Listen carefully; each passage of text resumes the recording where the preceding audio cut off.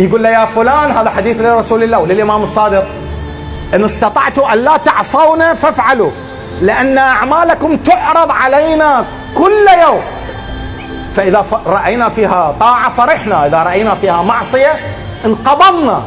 ما مر من حرق بالقرآن حرق حقيقي لوجود المعصوم، يشعر به المعصوم. إذا كان توجد هكذا علقة بين المعصوم وبيننا وبين الخلق، حتى الفاسد منا، حتى الأمريكي، حتى اليهودي، حتى الكذا، لأن ولاية تكوينية على الأرواح، ألا توجد هذه العلقة بين المعصوم وبين القرآن، بين الحسين في كربلاء وبين القرآن في كربلاء؟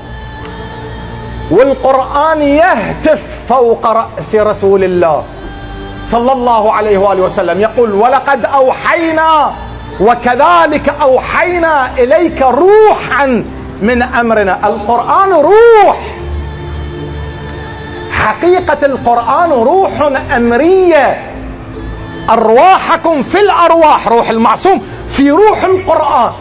كل ما يمر على القرآن تفصيلا يشعر به المعصوم، وكل ما يمر على المعصوم تفصيلا يشعر به القرآن، إذ إنهما روحان. ما تعاملنا مع القرآن كدستور إلهي، كخلق من خلق الله، كما نتعامل مع المعصوم وكما نتعامل مع الشمس والقمر والجبال والأنبياء وإبراهيم والملائكة وجبرائيل وإسرافيل وعزرائيل. بينما في الرواية يقول له هو خلق أعظم من جبرائيل وميكائيل وإسرافيل وعزرائيل. عزرائيل احنا مؤمنين به لأن يقبض الأرواح، شغلته ويا البشر، شغلته وياك وياي ويا أمك ويا أبوك ويا زوجتك ويا جيرانك، حافظينه. أما القرآن ما عندنا احنا عمل به، ما نفهم ما يطرأ على القرآن، هم يفهمون. وهي هذه الطامة وهذه مؤذية.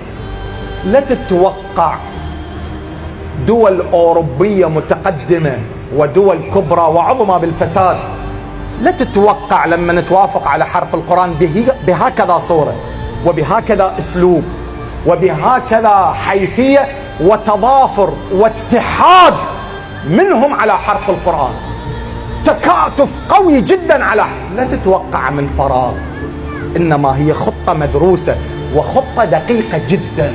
احنا غفلنا، احنا ما نفهمها، احنا ما جاي نعرف نفك شفراتها، احنا بعدنا الى الان مغمضين، ما جاي نفهم شنو اللي يريدون يوصلوا له. احنا نتوقع اوراق احترقت وانتهت، قرآن احترق وانتهى الموضوع. هم يريدون يهينون الاسلام، يريدون يهينون المسلمين، يريدون يثبتون علم الجندرية، علم المثلية، الابتعاد عن الأديان، يريدون يخضعون الأديان كلها للدين الإبراهيمي وانتهى. لا لا لا لا، إنما أرادوا بفعلهم هذا الدقيق، وفعلوه سابقا أسلافهم، وفعلوه كثيرا مع جميع الأنبياء، إنما أرادوا أن يستفزوا القائد الثاني للظهور لتصفيته، قائدين إلى الجنة. إني تارك فيكم الثقلين.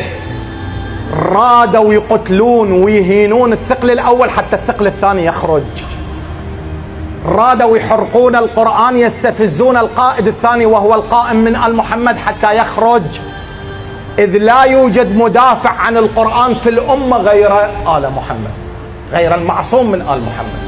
هذه الخطة، هذا الوضع.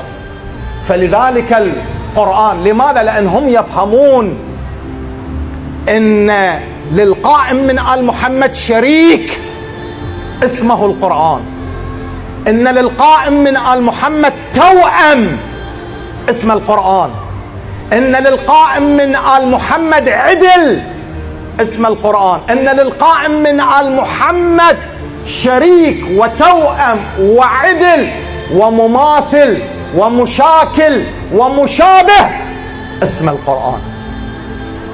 هاي الفترة كلها عجزنا أن نصل إليه، خلينا نوصل إليه بشريكة، خلينا نوصل إليه بعدلة، خلينا نوصل إليه بالمشاكلة مالته، باللي شبهه، نحرقه، نهينه، نمزقه حتى نستفزه ويطلع، حتى نستفزه ويخرج.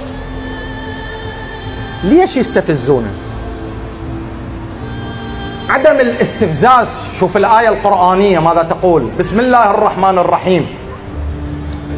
وإن كادوا، في الإسراء آية 76، وإن كادوا ليستفزونك من الأرض ليخرجوك منها وإذا لن يلبثوا خلافك إلا قليلا سنة من قد أرسلنا قبلك من رسلنا ولن تجد لسنة الله تحويلا. هذا الاستفزاز استخدموه مع رسول الله. هذا الاستفزاز عندما كانوا يصفقون في القرآن ويمزقون القرآن ويحرقون القرآن. الاستفزاز شنو؟ هو الخروج قبل أوانه. الاستفزاز الخروج قبل اكتمال العدد.